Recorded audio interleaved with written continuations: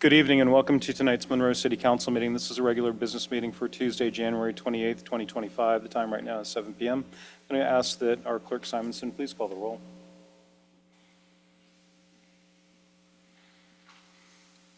Thank you, Mayor.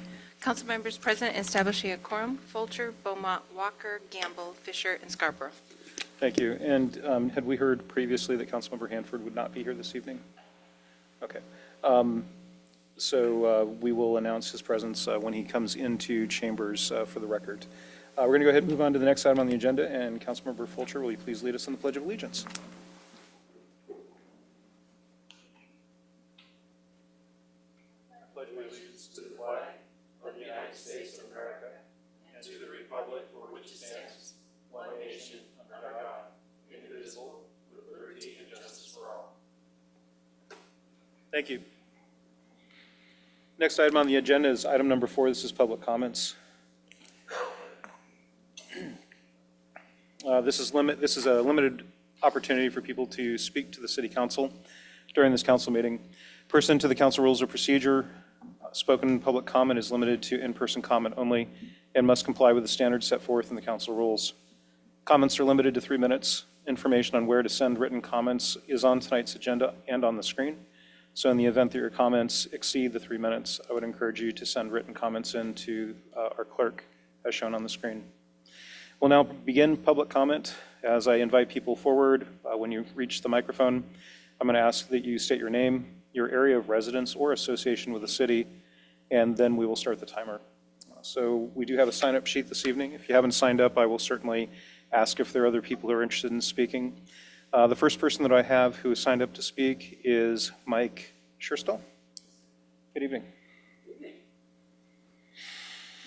Good evening. My name is Mike Scherstad. My wife behind me is Dana Scherstad. We live on Main Street at the corner of Kelsey and Main. Good evening. This is Knight, Mayor Thomas, members of the council.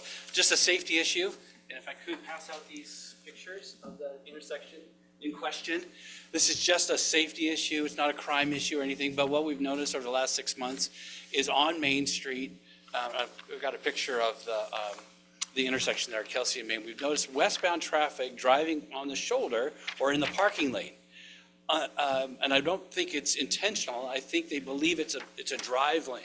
So you have a center lane you're supposed to be driving westbound in, but people are often driving in the parking lane until they get to about the school there, old Frank Wagner, and then they realize when the shoulder runs out that that's not a drive lane. So I just believe it's a safety issue. Probably be the easiest thing you dealt with all 2025 and going forward. You'll love to deal with this and tackle it. I'm sure you could solve it very quickly with maybe some striping or an armed policeman with a rifle or something like that. Yeah, but this is, we've seen the danger of this in that we've been driving and then pulling in to turn into our house to park, and people driving on the shoulder thinking it's a lane, and I turn into my driveway and about get T-boned. So it is a safety issue, not just an awareness issue, but I'd love it if you could address it. Thank you very much. Thank you. And if I could get an extra copy of that, if you could, I want to make certain that our clerk gets a copy. So. Sorry. Thank you. And Council, our Public Works Department Director Roberts will look into it and be back in touch. All right. Next person. Oh, and for the record, please let the record show that Councilmember Hanford entered chambers at 7:03 p.m. Next person who signed up to speak is Dana Scherstad. She was with me. Oh, okay. Sounds good. Any dogs or family members that I haven't mentioned yet? Okay. The next person who signed up to speak is Deanna Van Camp. Okay, this is kind of off of what Mike was talking about. Deanna Van Camp, I live over on Sumac Drive, which is another whole issue. Okay, so across the street from Mike and Dana's house, when I'm going down Main Street, and I'm going to turn right onto Kelsey, if I don't go into the parking to turn, which I don't, and so often, I really have to be really careful about who's coming up beside me, because they're using it as a turn lane. So trying not to get T-boned as well. But I am really concerned about Sumac Drive too, just so you guys know that. So much traffic, so fast. I don't know how to slow it down or to get them to go a different street. I heard from Dana today that if you Google an address and that's the shortest way, it will take you right by my house. Like it's anyway, that's it. That's all I have. Thank you. Okay, thank you very much. We'll refer both comments also, not only to Public Works, but also to law enforcement for what's appropriate. I'm waiting to see if I echo over there on Councilmember Walker's laptop.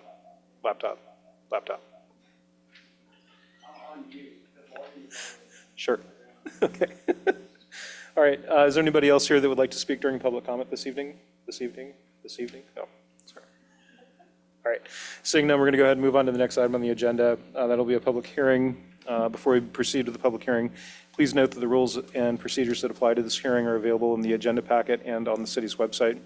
To summarize, after the hearing is open, city staff will present a staff report. Council members may ask questions for clarification of staff or wait until another time. The public hearing is now open. For the record, I'm informing all parties interested in these proceedings that the city clerk has forwarded to the city council all timely written or otherwise recordable comments that have been submitted regarding the subject matter of this public hearing. At this time, I will insert staff member's name here. Good evening. Good evening. Scott Peterson. Scott Peterson, state your name, to provide a description of the matter under consideration. Staff report. All right. Thank you, Mayor Thomas. Good evening, council. Tonight is a public hearing for our proposed 6-year transportation improvement plan. I'm going to go through this. We have 2 objectives tonight. One is to conduct a public hearing, and then the second objective is to pass Resolution 2025-002, effectively adopting this 6-year transportation plan. Why do we do this? To be in compliance with state law. State law requires us to every year annually adopt a 6-year look ahead of transportation-related projects. It needs to be conducted through a public hearing. It needs to be done before June 30th. And after the adoption, we need to file it with the state within 30 days. And it needs to be consistent with our comprehensive plan, our guiding documents. So we've done this in the past. Several of you, maybe all of you have seen this presentation before. But this year, excuse me, just going to go back through a little bit. Is it consistent with our comp plan? Yes. It directly reflects our capital facilities plan, which is embedded with our comp plan. And by extension, it is consistent with our comp plan. What has changed? Well, we've done a few projects. Part of the transportation list includes doing our annual paving program. We'll call it the ARM or a paver job. But last year we did Friends Boulevard, a chunk of that, and Blueberry and Killarney Drive, or Killarney Circle. So those are some good paver projects that I believe the community enjoys. We filled in the sidewalk gap on 179th, just north of the Park Place Middle School. So increasing our public pedestrian safety and walkable routes to school. But it's not always about construction. If it's not construction, there's other projects that are in design. So our staff, our engineering staff, our consultants are working on designs for future construction projects. Case in point, last year we were wrapping up our design for the 147th signal, which is right outside the store. And so we are gearing up for construction on that one. So, I should also say, sorry, there's a little bit of slide deck if you want to roll down on the agenda, Bill, a little bit, maybe. Okay, but I think it's part of the agenda packet, but I will just go right here. Okay. If you wouldn't mind pulling up the agenda, Bill, that would probably be help with the delivery. I see a hand up. Hey, I just need to dismiss myself for about 10 minutes. just so you know. Understood. Let the record show that Councilmember Fisher left chambers at 7:09 PM. Thank you. Go ahead.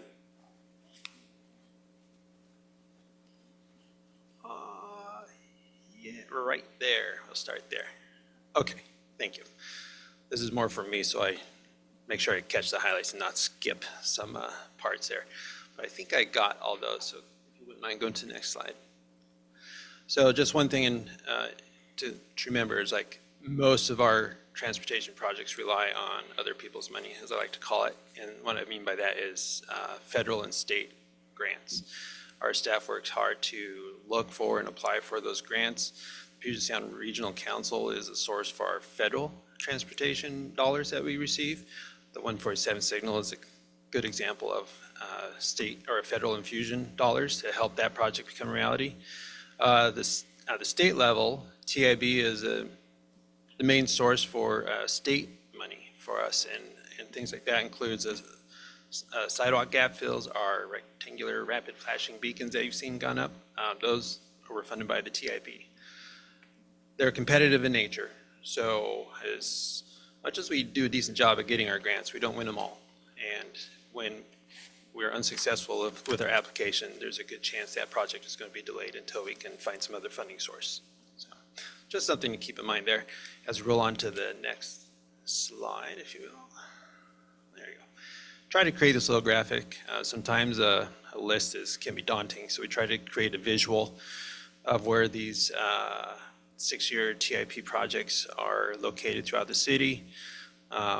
One thing of note, number 19, is just illumination of the Frylands Trail. I did want to point that it doesn't head off towards Snohomish like the yellow line shows. There's a little graphic inconsistency there. We will stay in our city boundary. So other than that, the list of projects in our TIP are on the left graphically. They're shown on the right. Sometimes it's citywide like our paving program, and so we just don't provide a marker for that. But if you have any questions on the list, I'd certainly welcome them. Okay, thank you. Go ahead, Councilmember Scarborough. Scott, are the signals at 147th and the one at Oak Street and Turning Way both dependent on grants right now? Yes, they are dependent on grants, but we do have those grants. So the signal on 147th is gearing up for construction, and we actually have a contractor on board. He was awarded the contract. So we're just right now procuring the material, like the signal poles, getting them fabricated. There's some lead time behind that. But as soon as we have that stuff, we're going to start building that project. And then Oak Street is somewhat farther out. Oak Street is a multiple phase project. We have funds for the design, and we're kicking off the design this year. When's the signal due, in 2 years? For 147th or down there? Oak Street. Oak Street. So Oak Street includes improving the connection with Old Owen Road, where Oak Street and Old Owen connect, and that's part of the project. But we have to do the design first, and I'm sure we're going to need to purchase additional right-of-way to make this fit. And so we could be probably minimum 4 years down the road, depending how the funding goes. Excuse me. So Oak Street has some dependency on the PUD? They're more like a collaborative partner. What we want to do is make sure that what we're building kind of gels with what their needs are. So, for example, if they have needs for some large transmission poles, we don't want them to necessarily put it where a future road lane is going to be. So we'll coordinate with them in terms of their needs. So I guess I'm asking the questions because I'm under the opinion that project I was of the opinion that we weren't working on that project because PUD was, excuse me, taking the lead on procuring the property on the west end of Oak Street. Yeah, As a right-of-way for their poles from the one person that wouldn't sell the right-of-way that we asked for? Yeah, and I don't know how the PD is tracking with their capital delivery. I have no input on that But one. we still don't have that right-of-way purchased. That would be correct. But at this point, we wouldn't want to necessarily purchase that without knowing from the design how much we actually need. The design will tell us the room we need, and then from there, we'll roll into the acquisition process. Okay. Thank you. Okay. Any other questions or clarification at this time? All right, go ahead. Okay, well, if there's no other questions on this, we'll roll down to the next slide. More data. Okay, so here's the list again, and it's kind of broken out by dollars, and if you have great vision, by all means, read it. Right here, I'm just seeing some blur. So we're going to pretty much say if there's dollars in the column of the year, that's when we intend to work on it. the closer we are to this year, we're definitely working on it. But as we head further out, like 28, 29, that's a little more squishy. You know, chances are we don't have funding secured for those projects that far out in the future. But this is the plan. This is the plan as best as we can go forward with it. So in 2025, you know, you can see, squint. Number 3, road maintenance. You know, we're going to constantly hammer on keeping our roads up to date, hitting where they need to be. And then, of course, we have some sidewalk projects we're going to start doing design this year, and then we'll roll into construction a couple years later because there's probably some right-of-way that we need to acquire. And then the far right column, if we know there's a money source that's secured, we list it in the far right column. So that's our funding partnership. Councilmember Beaumont, go ahead. Thank you. Item 13, the gateway sign, West Monroe/US 2. Is that going to look like the other ones that we already have, or has the design been approved on that? I can't remember where we are with that. I'm hoping you can clear this up for me. The concept was it probably wouldn't look dimensionally like the ones in Monroe just because there's not that space that we could do something. But what we Right. want to do is people come down the 522 off-ramp, I guess. They're waiting at the light, they'll see, I'll call it a mural for lack of, but it'll say Monroe. And it's just something that, the idea is to put it on the face of that wall that's holding up the 522 flyover lane and just kind of greet people at that location. We haven't really gone into anything more than what we want in terms of contacting a sign architect to come up with some concepts. We haven't ventured out that far yet. Yeah, I was really happy to see that on the list because a lot of people have talked to me about that, and it's great to have it as part of this plan. Thank you.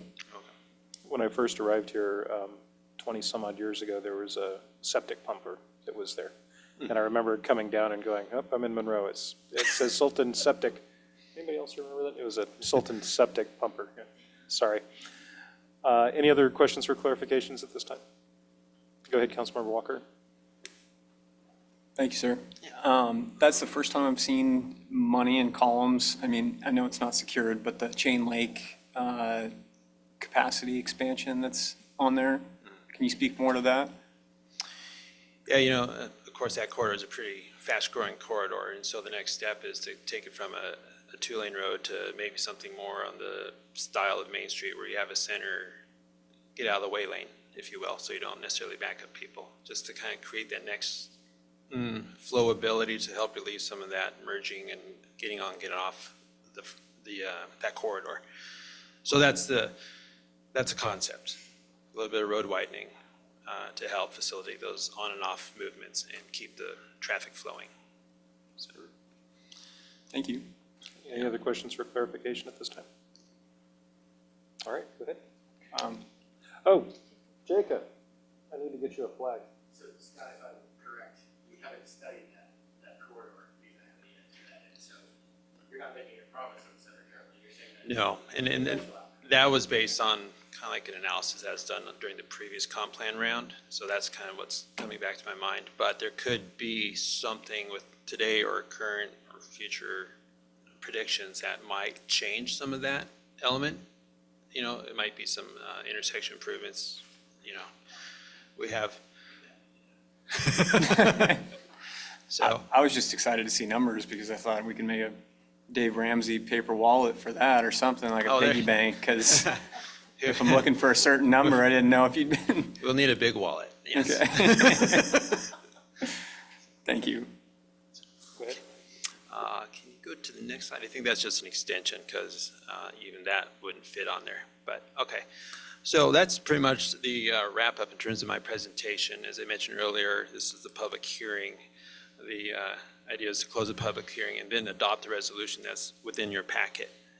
Any further questions, I'd be willing to answer them. Otherwise, I'll just hang back. All right, hang back. So before I continue and Scott hangs back, do you have any other questions, council members, for clarifying issues with staff? All right, seeing none, at this time, you can hang back now. At this time, I'll ask if there are any members of the public who wish to speak on this matter. Unless the council wishes to impose a different limitation, there will be a 3-minute time limit on each speaker. Your time will begin after you introduce yourself and provide your area of residence or association with the city of Monroe. Please be respectful of all speakers and of the hearing procedure itself. Please also note that this is an opportunity for you to address the city council. It's not intended to be a question and answer session. There is nobody who has signed in to speak, and I turn out to the audience who's here. Is there anybody that wants to talk about this? All right, seeing none, I would then ask council members, do you have any additional questions to ask of staff? All right, we're going to go ahead and conclude the public hearing unless there are objections. Pause.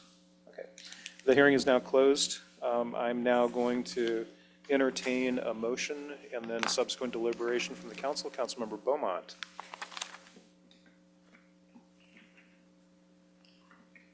I move to adopt Resolution 2025-002, adopting a 6-year transportation improvement program for the years 2025-2030.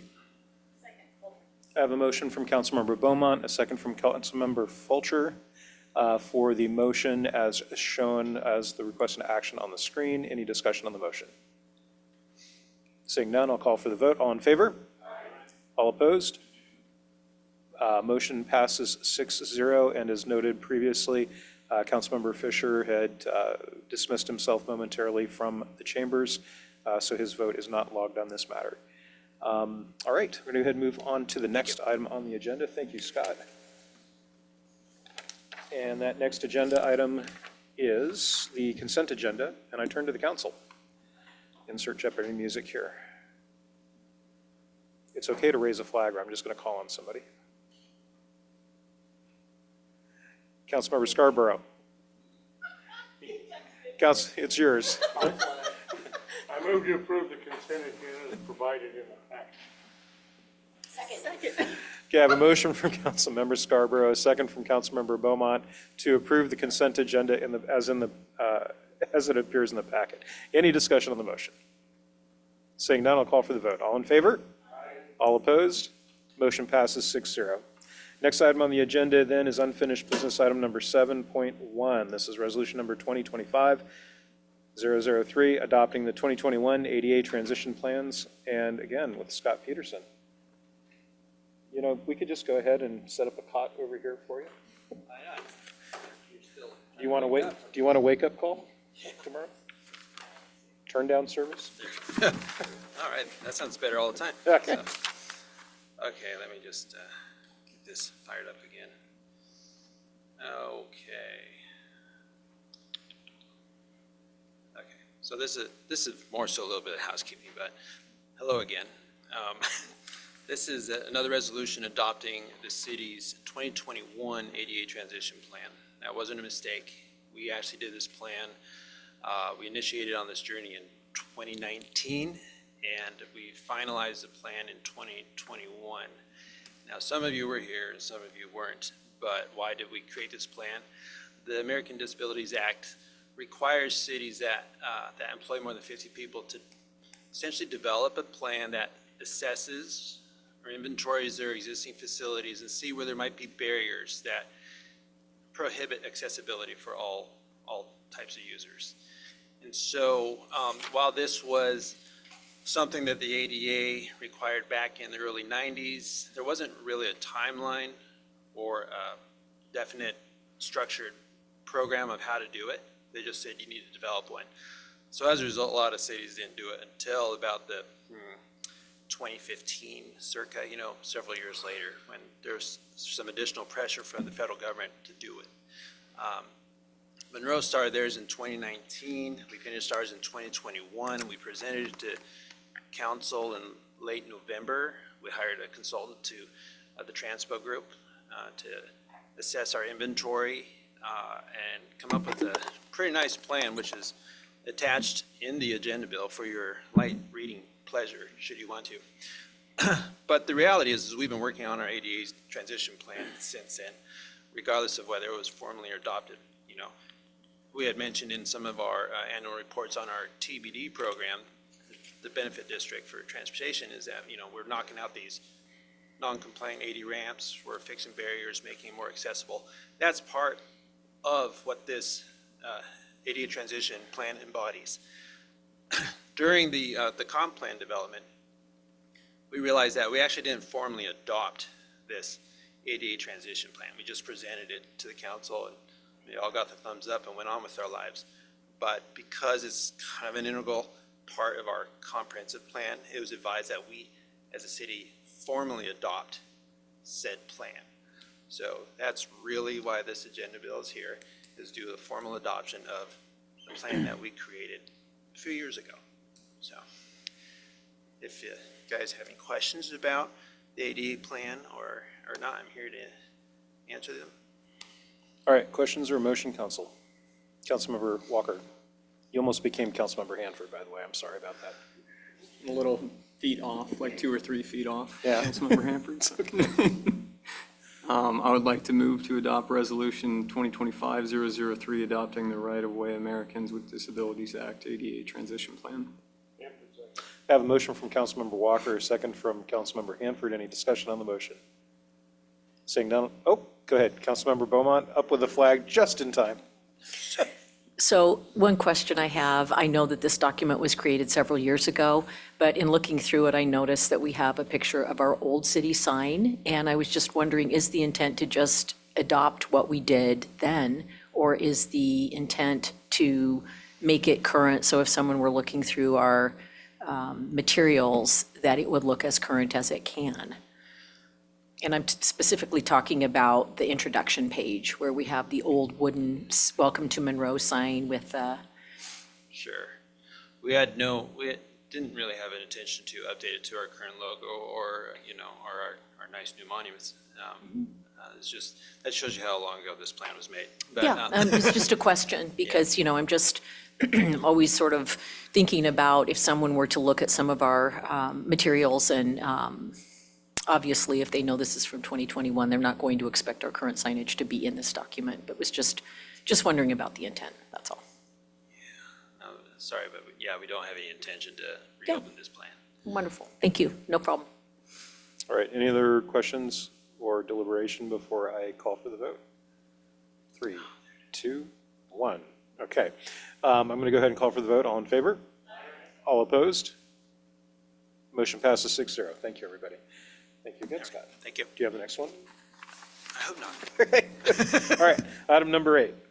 This is new business item number 8.1, basic needs and flex funding. Rachel Adams. Good evening.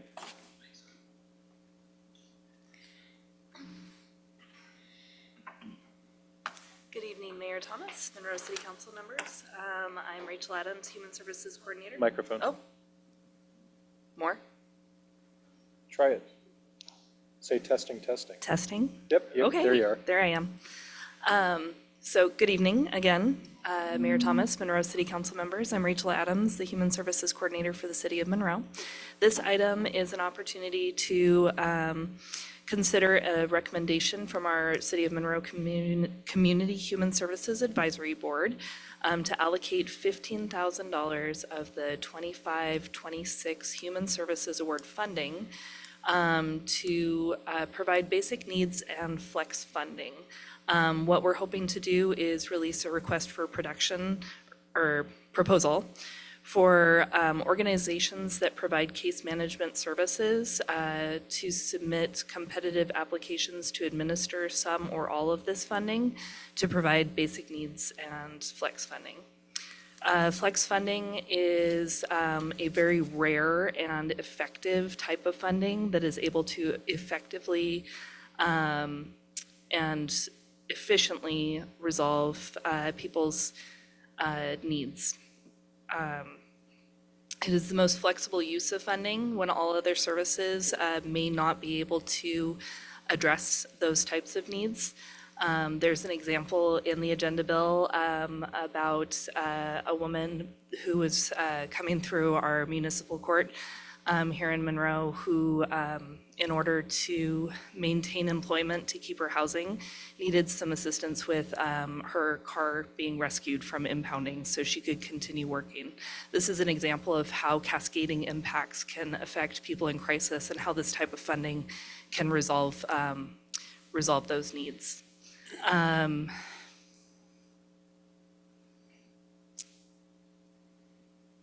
I think I hit all. I guess what the flex funding cannot be used for, according to our contracts, of course, are prohibited items like the purchase of alcohol, marijuana, vaping equipment, tobacco, firearms, ammunition, and other weaponry. And the human services contracts that I monitor, any flex funding purchases need to be submitted with receipts, that it's on a reimbursement basis. And any amounts over $50 or over $500 a month needs to be approved in writing from staff. So with that, I'm happy to answer any questions. All right, thank you very much, Rachel. I turn to the council. Are there any questions or a motion?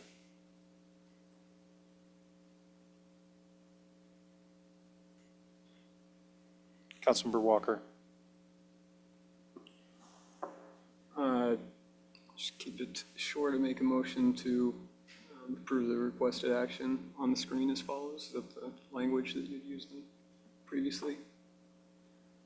I move to approve the Community Human Services Advisory Board's recommendation that City Council consider approving $15,000 of the Human Services Award funding for an RFP for an organization to provide basic needs flex funding attached to case management.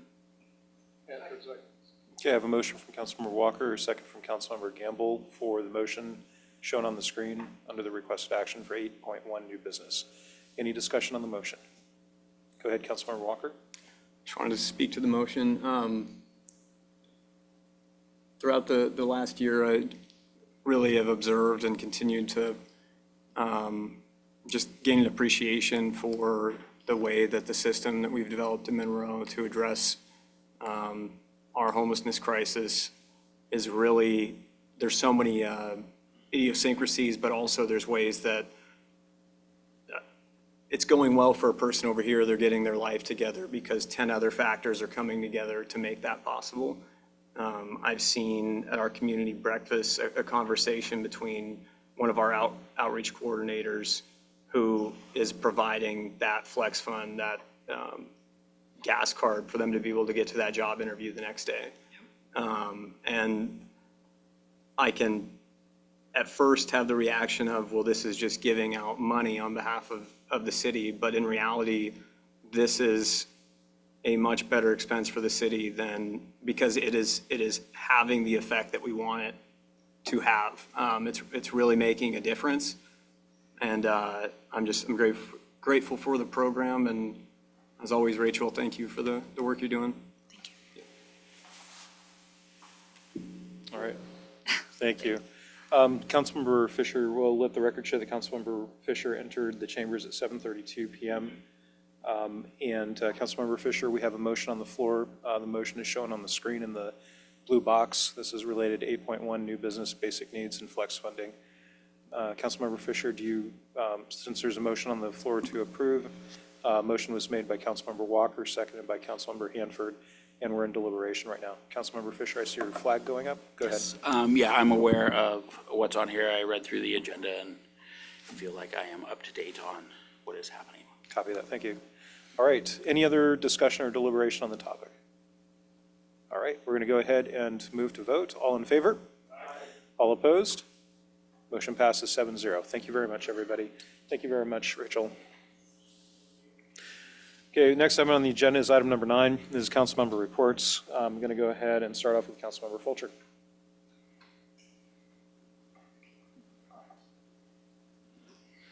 Thank you.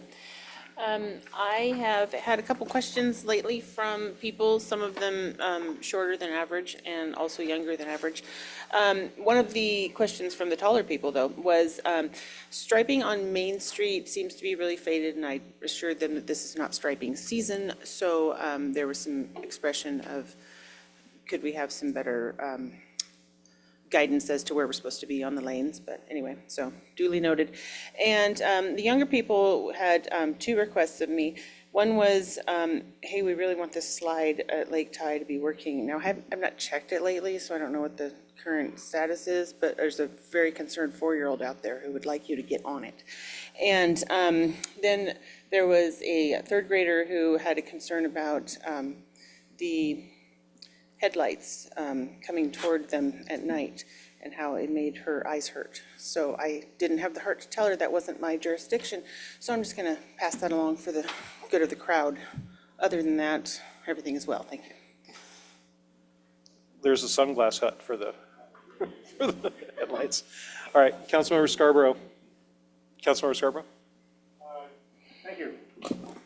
I was asked to look into or was made aware of a House Bill 1504 that requires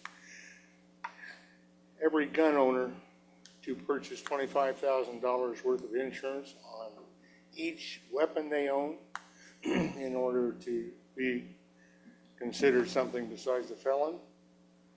And I talked to Ms. Eslick about it. She said she wouldn't vote for it, which I kind of figured. But I wanted to put it up for consideration for our lobbyists to keep an eye on. Okay. That's House Bill 1504. Okay, we'll make certain that we keep an eye on it and monitor that. I'd support that. Yep. All right, thank you. Okay. Other than that, it's nice to see everybody back again, and that's all I've got for tonight. Thank you, Councilmember. Councilmember Gamble. Yeah, you can have that. No, it's all good. No, it is good to see everybody. Happy New Year. I missed the first one. I was at a nice vacation with my wife, but back in the saddle. And I know this Friday, for those that are inclined to partake in the high school activities up there, I think it's senior night for our senior boys basketball team. So they're going to be honoring them. They're actually having a pretty good season. Haven't got to see them play yet, so I'm excited to go up there and watch that for those that are interested. So I thought I'd just throw that out there because we need to pack the gym as always. So that's it. Thank you very much. Councilmember Beaumont. Thank you very much. Well, I'm going to lead with some positive things and then end with some informational things. First of all, last Wednesday was our Monroe Historical Society Trivia Night, and boy, did we have representation from the city of Monroe, the Al Borland Brain Trust, and accompanying support team of other city employees showed up, and wow, really appreciate the support. We raised a lot of money. Every person that played trivia had to pay $5, which went straight to our nonprofit. And then Route 2 has just been incredible over the years. Each year we do this, and they donate $1 of every drink sold. So it's a great fundraiser for us. We had more people than ever. We had over 50 people show up, 11 teams. Competition was fierce. And it was just a great time, and I so appreciate the city supporting us. It was just a lot of fun. So thank you, everyone that was there, and for your ongoing support of our group. Also did the Jamie Bindle Run on Sunday, which again was a wonderful event. It was very chilly. I think a lot of people I knew that were coming from outside Monroe to run it said, no way. It was like, I think 15, It warmed up quickly, but, always just a great event. Jamie's dad spoke. Chief Jolly was there, all of our wonderful law enforcement, wonderful people were there, and it was just a great time. 5K, lots of people were walking with dogs and kids, and high school band was there playing, and it's just always a wonderful event and a great way to remember Jamie. So last but not least, I live in the Frylands, and my goodness, there's been a lot of activity. We had some police activity not that long ago, and that was I think handled appropriately by our MPD, and a lot of talk is out there about how disruptive that was and how our police handled it, and I just want to go on record by saying that I think they handled it wonderfully and did everything they could have done and should have done, and kept us safe and shared information that was not going to jeopardize what they were trying to do. And people don't understand that sometimes, that you can't come out and just share everything with the public that wants to be kept updated on a minute-by-minute basis, thanks to social media and some of the other things we've got out there. So just wanted to give a shout out to our Monroe Police Department for that. And then been hearing some issues about Ziply Fiber in the neighborhood, in the Frylands neighborhood, and some work that's going on there, and just wanted to go on record and say that that is not the city of Monroe. That is a separate contract. So lots of activity in the Frylands. Thanks so much. Thank you. Councilmember Walker. Love Monroe MPD, echo that. A few weeks ago, I attended one of the courts, community courts on Fridays at 10 a.m. every week, and I've been meaning to attend one for a while. I could not recommend it more to all my fellow council members. It's really special. It is a way to give people who may have had the potential of facing time for a smaller crime, whether it's, I don't know, smaller things where if they are given the opportunity to show up somewhere once a week at 10 a.m., it can be really important to breaking their cycle. Some nights I speak good, some nights I don't. Tonight's one of the latter, so I'll just leave it at go check one of those meetings out. It's really, really cool. Court's doing some awesome things, so, yeah, thanks. Thank you, Councilmember. Councilmember Fisher. I think everybody talked about everything I wanted to, but I'm still going to talk about it. So I have done the community court thing. It is awesome. The professionalism that goes on in that courtroom, and like you had talked about, giving people an alternative to maybe straighten some things out. It's a really, really good experience. And like I said, very professional. MPD, I was going to talk about them also for handling that situation. The apology that went out on social media was awesome. I personally believe that it was fairly unwarranted. I think you guys did a great job knowing in these situations, getting minute-to-minute updates, as I think Councilmember Beaumont had mentioned, is unrealistic. I want you to catch bad people.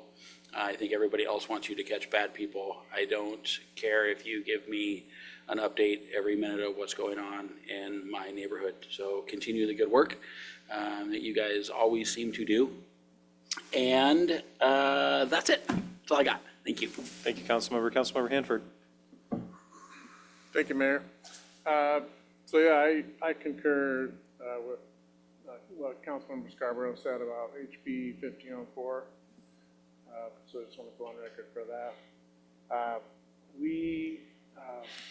guess I'm the only one that gets to talk about it, unless we talked about it already, the AWC Snohomish County Tomorrow dinner. Did we already talk about it last week? The week before? Okay. So that was interesting. And congratulations to Councilmember Walker. I should let you describe what you got elected for, because I had to leave right because they were still tallying votes. But so you can talk about that. But I wanted to talk about just the other cities. And for the most part, it's pretty, there's a lot of professionalism among the other council members and mayors from all over Snohomish County. However, there was just a couple times where council member was behaving totally disrespectfully to the AWC president, speaker, or whatever her title is, and kind of shocking, and just reminded me of how thankful I am for all of you, because none of us would do something like that or act like that. And it was just shocking how it all went down, and just was left there thinking, I love Monroe. So cheers to everybody with our city.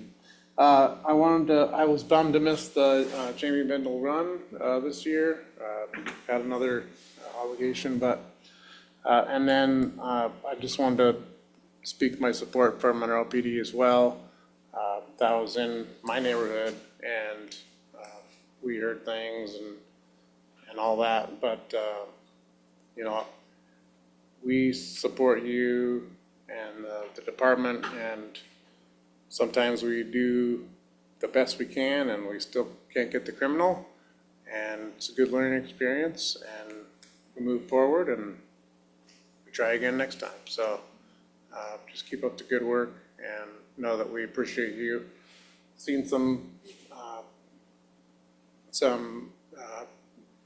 stuff on social media that totally stand against and totally disagree.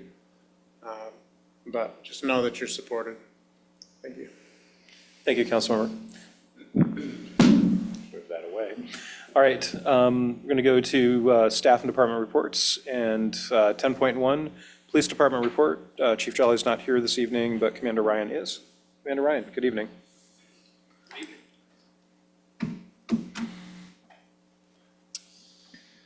It's nice to come up here and kind of follow up some of those comments, so thank you. I'm going to go a little off script too, based off of what I heard there.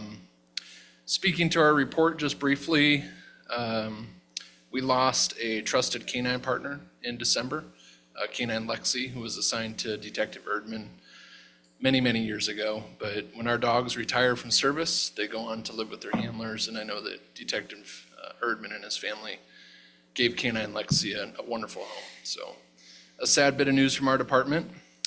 In some happier news, we welcomed Chaplain Brad Moore back to Monroe PD. And if this council remembers, we actually, when Brad had retired from chaplaincy and they moved to another area of the state, we had actually acknowledged his service and given him a nice plaque. And I've promised him that he will not get a second plaque if he chooses to retire again. December. He gives it back and then we give it to him when he retires again. Yeah. December also gives us a good opportunity to reflect a little bit on our crime statistics from the previous year and compare that. And I've always felt like one of the things that would help the council is to kind of give you a little bit of that elevator speech when you're in the community and people are asking you about crime. And so I just want to go through some of our property crime numbers, which burglaries have steadily decreased over the past 2 years. In 2004, there were 40 incidents, marking a 38% reduction from 2022. Vehicle prowls, the number of vehicle prowls has significantly declined with a 57% reduction from 89 incidents in 2020 to 38 in 2024. Vehicle thefts, they peaked at 67 incidents in 2023, but dropped significantly by 37% to 42 incidents in 2024. Vehicle recoveries have shown consistent improvement. And one area I did want to call out that might be an opportunity for us is with collisions. We had 289 incidents in 2024, just a slight decrease from 2023, but still trending a little bit higher than we'd like. So traffic safety continues to be a little bit of a problem for us. Overall, significant improvement in the property crime area for our city, and I think it should be something that our community celebrates. So on the topic of what happened in the Frylands, I think I just want to say that we recognize that we're a department that represents our community. And, you know, an apology is an exercise in humility. And I think it's important for people to understand that we're human. We're a human police department. We're humans that wear this badge, and we're part of this community. And we can't promise that everything's going to be perfect on every police call or even how we handle it after the fact, but I can say that we certainly try our best. And I heard that tonight from some of you, so just know that that's where we're coming from. So happy to answer any questions. But Any questions? Go ahead, Councilmember Fisher. Hi. Hey, I just noticed that we do have a lot of burglaries and vehicle prowls and assorted offenses that have gone down, but then noticed that arrests are up, and didn't know if maybe that was part of the reason why some of these things are going down. yeah, it's difficult to say. I mean, I think crime prevention and crime reduction is a pretty global picture. I think you would hear from Chief Jolly that he absolutely feels that arrests up generally means crime is down. We also believe that, you know, the vast majority of these property crimes are the responsibility of a very small minority of our community. So if we can be a little bit more strategic about who we are putting into jail, sometimes that can have significant impacts. Thank you. Yep. Councilmember Beaumont. Thank you. Just reports are just fascinating. It's really interesting to look at these numbers, and I appreciate you sharing that information with us. I had two questions. First of all, what is considered a nuisance call? Yeah, I'm actually really glad you called that out because I saw that reduction as well. And nuisances for us are going to be individual lying on a sidewalk, maybe sleeping in a business foyer, just creating some sort of issue in an area of the community. Sometimes it results in a trespass warning that we would issue. Sometimes a nuisance might turn itself into a disturbance, so it might elevate into something a little bit more serious. So the reduction there is notable. And I think we could probably point to the more collaborative approach we're taking with human services and police and just the investments we've made. And I'd love to see that continue to decrease. Excellent. The other question I had for you was, I noticed some really disparate numbers with parking complaints, and I was wondering if you could speak to that. Yeah, so that, we had a significant increase. Is that what you're pointing out? That's probably a result of us funding the 2 community service officer program. And, during COVID, we saw our parking enforcement, particularly in the downtown area, decrease.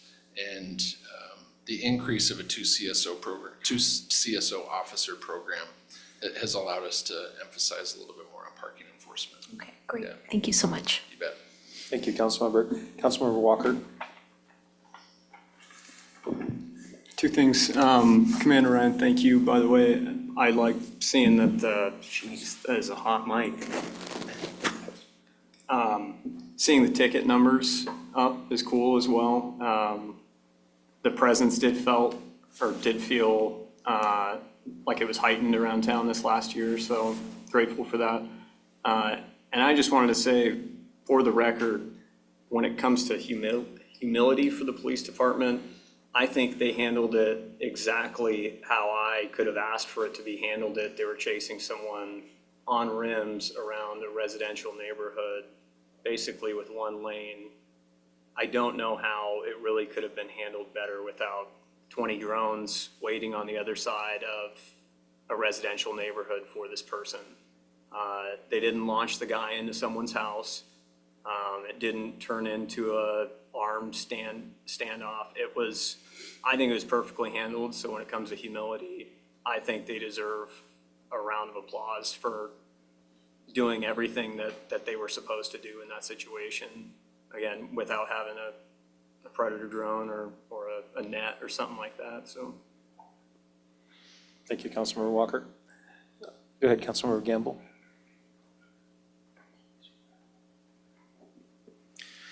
Always the hardest part. Commander, no, appreciate it. I was just going to add, Councilmember Fisher, you brought up, what are some of the things or calls going down and I mean, there's a lot of good stuff in here. And actually, Councilmember Walker, you touched on it. I also think that presence has a significant impact on that, and making sure. And I think I know, but I mean, I hope this council has always funded, always will, and has supported the police department and making sure that we're fully staffed. And I love seeing this type of stuff because it just proves that when you do good police work in a compassionate way and support, and we've got the full prong, that it does make a difference. So just a thank you. Thank you. Appreciate it. All right, thank you. Any other questions or comments? Thank you very much, Commander. Thank you. Next report we have is from Director Bailey. This is 10.2 Community Development, November and December 2024 report. Good evening, Mayor, members of council. For the record, I did want to let everyone know that the Alboro and Brain Trust did come in 5th at the trivia, which I think was a very respectable showing considering some of the competition that we had. So. Yes, so we were very proud, and thank you for the music categories. In your packet for this evening are the updates or the reports from November and December for community development. As you may probably no surprise, the project highlight for the report is the comprehensive plan and the completion of that. And again, thank you for council and everyone's effort for doing that. It was a large achievement for the department and for the city as a whole, and we're very happy to be completed with that. But if the theme for last year was, or the past 2 years has been comprehensive plan, the theme for this next year is going to be code amendment. So you're gonna see a lot of different faces from community development that are working on code amendment projects.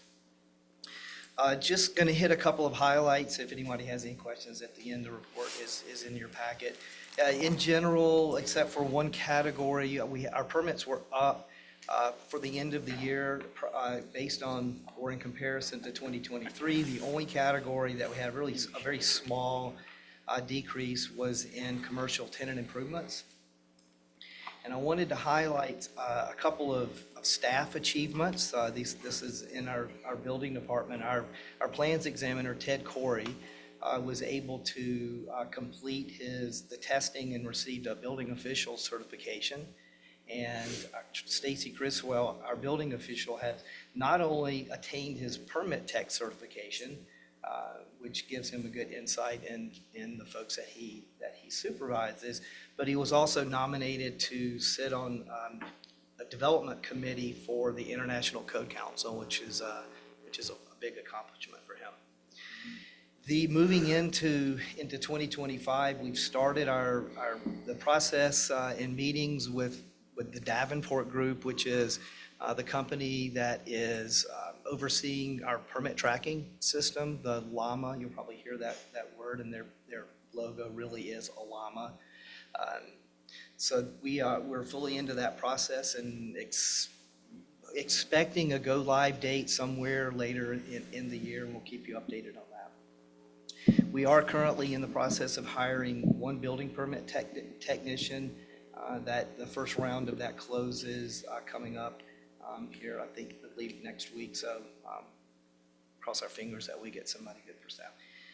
And with that, I will complete the report unless I have any questions. Thank you. Council members, any questions for Director Bailey? Thank you very much. Thank you, Miles.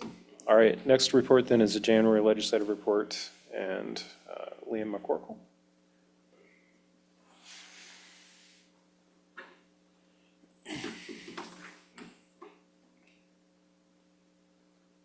Thank you, Mayor and City Council.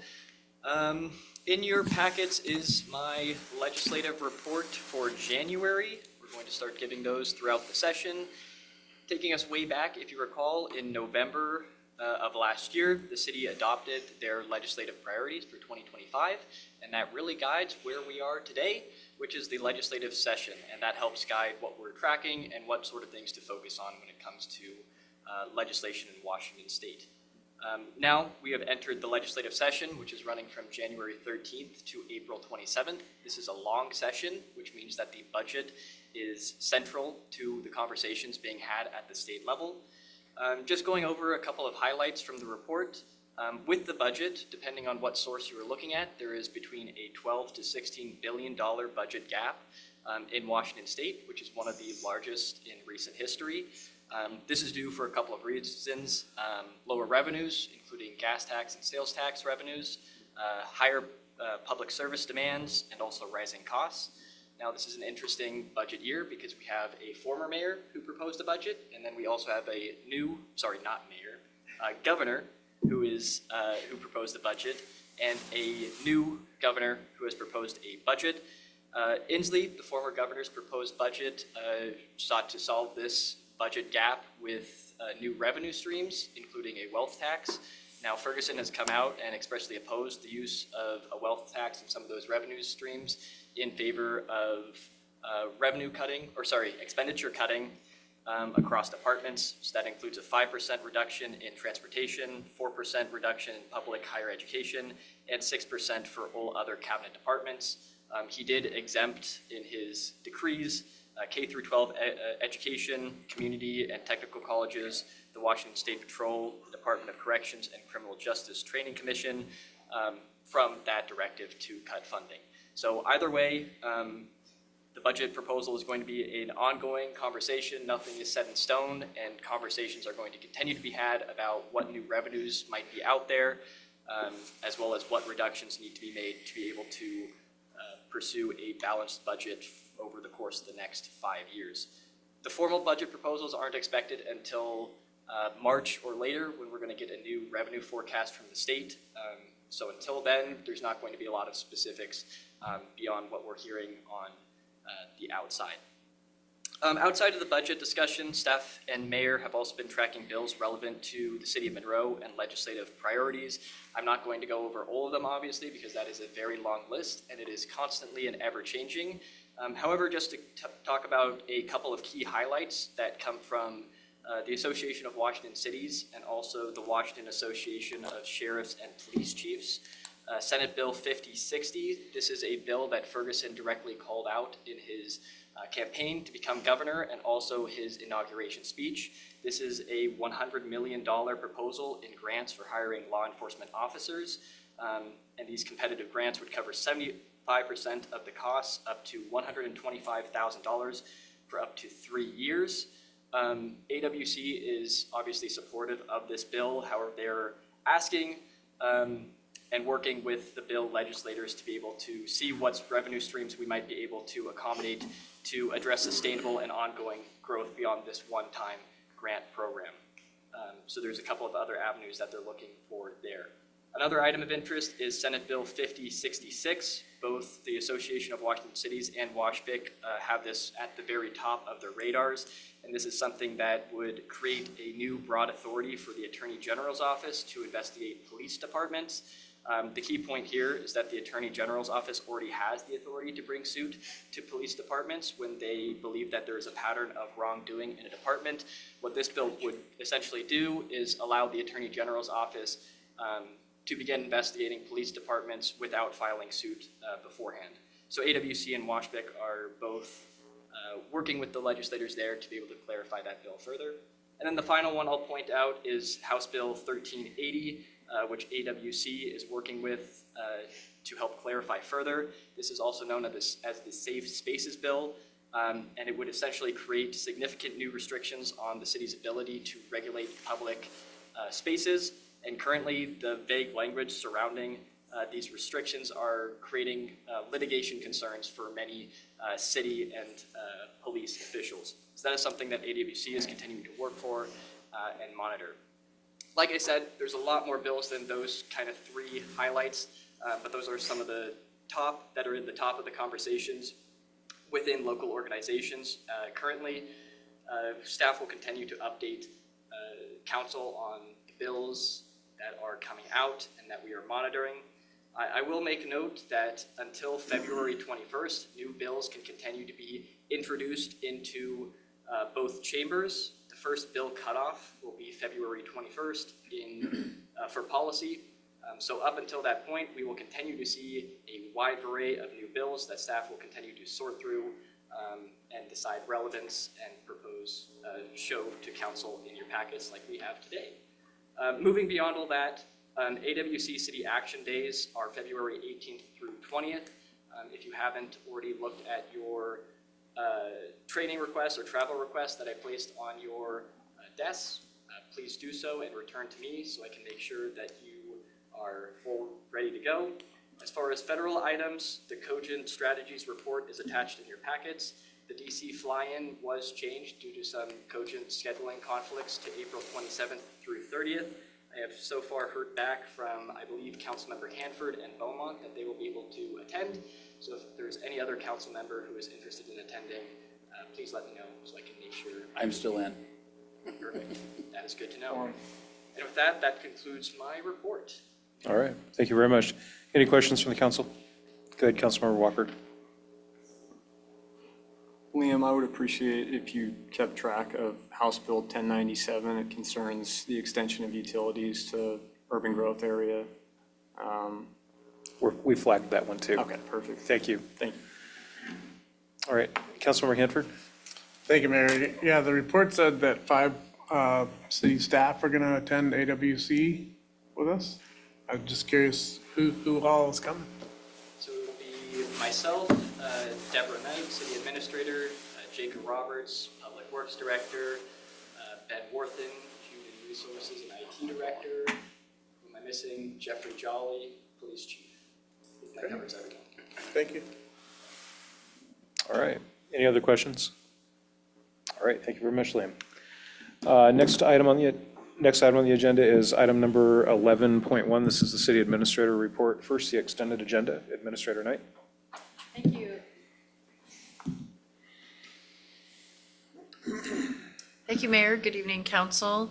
Looking forward on the extended agenda for Tuesday, February 11th. We will have a Public Safety Committee meeting to select a chair, approve the meeting minutes for October 1st, and to discuss and approve the 2025 work plan.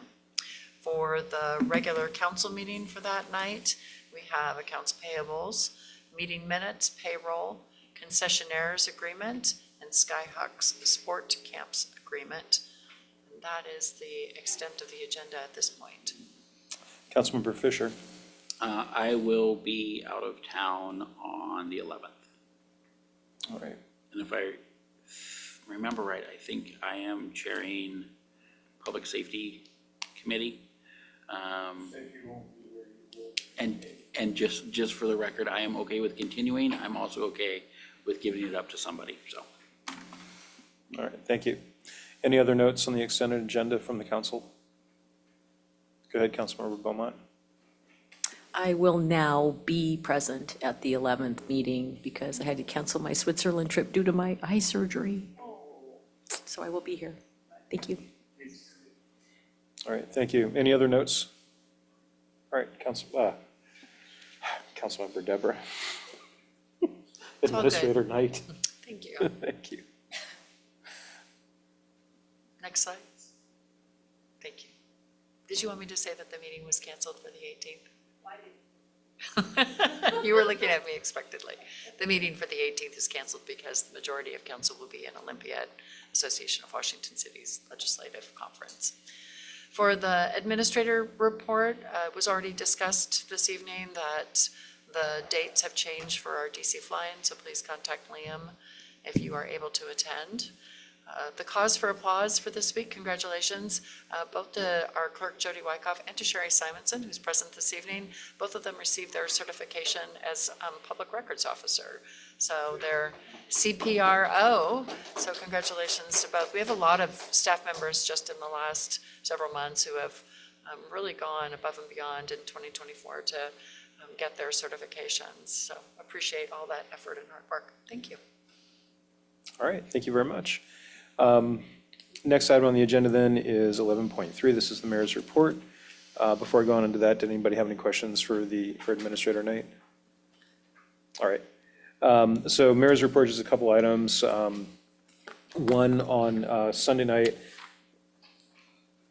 On Sunday night, I attended the 76th anniversary of the Indian Constitution. I was invited by the Consul General from India out of Seattle to go to a celebration. The governor was there, the Attorney General was there, had a number of other folks, primarily from King County, present. I was invited up with the mayors that were there. There were a total of 9 mayors there, and we got these little scarves that are orange, white, and green, and got photographs with the Consul General. There were great speeches, a lot of great music, a lot of great dancing on the stage, and then had some really wonderful food. They flew in somebody from India who was the first runner-up for the Indian American Idol. And so there was music that was being played while we were all eating food and just hanging out. I saw Representative Del Bene there, and also Schreier, who represent parts of the area that we live in. Probably, the governor was there, the Attorney General was there, Consul General and everything. Probably the coolest thing was I was I was 3 rows up in sort of an auditorium style with desks like this. And so the people right in front of me, I could like lean over if I wanted to and touch. The person in front of me, her name was Anu. And the person next to her was her husband, Sidya, the CEO from Microsoft. And it was just pretty cool. And he got up and spoke also, but it was just pretty cool to have the CEO of Microsoft right there within 5 feet of me. So it was a really great event. A lot of people from our region there, and I just feel really blessed to be able to have that opportunity to go and learn about another culture, learn about another country, see them make the statements that they did about the value of democracy and the value of people voting and so on and so forth. So that was really great. This week on Thursday, it's Thursday. Yeah, it's Thursday. Let's look at Liam. He knows when I'm going places. On Thursday, both interim director Swanson, aka Ben back there, and I are going to go to Frylands Elementary School. We are going to be meeting with a couple of classes. The kids are going to be lobbying me, which means I'll be bringing this forward to you, to fund and construct a new skate park. And not to get rid of the old one, but another one. And so they'll be making the case to me as to why they need another one. And so I'll make certain that we have council members at monroewa.gov right there. So the other thing that I want to note for you is that next week I'll be heading to Olympia with a couple staff members just to go and make contact with our legislators. I will not be attending AWC this year. You know, it's 2 days, and I, in the past, have had better value just going and meeting as the CEO of the organization and just building relationships with the legislators and just going through our legislative agenda with them. So that's what I'll be doing this year again. We're also doing interviews for planning commissioners here in the near future. I'm not quite certain how many we have, but we'll be working on that. And I guess those are a few things for me to share with you at this time. Does anybody have any questions for me? All right, thank you all. I know that I usually have, I make a joke about having an executive session, and Jake gave me a hard time about that, but we do have a need for an executive session this evening. We will have 2 executive sessions. It's litigation, potential litigation, pursuant to RCW 42.30.110, subsection 1, subsection little I, subsection. It would have been good if I'd kept my progressives on so I could read the subsections. It'll be for an initial 15 minutes. What we'll do is we will announce for the record if we need to extend. And then when we come out of session, there is the probability that council will take action on items on the agenda. The meeting will be adjourned at some point after we come out of executive session and any potential action the council may take. So at this point in time, we are in executive session for an initial 15 minutes beginning at 8:14 p.m. Council has extended executive session 10 minutes.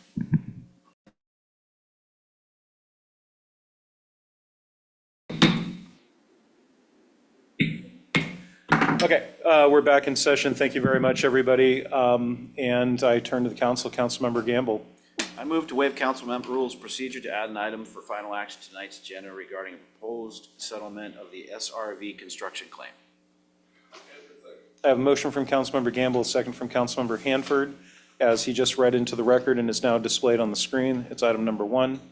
I'm going to go ahead. Is there any deliberation, any discussion from the council? Seeing none, I'll call for the vote. All in favor? Aye.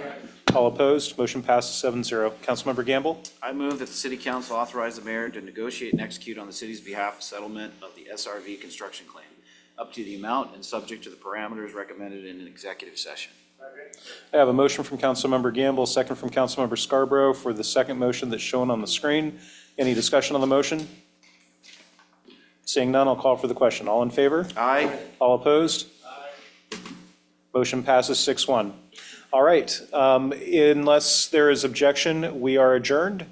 Seeing no objection, we are adjourned. Have a great evening and a great week, everybody.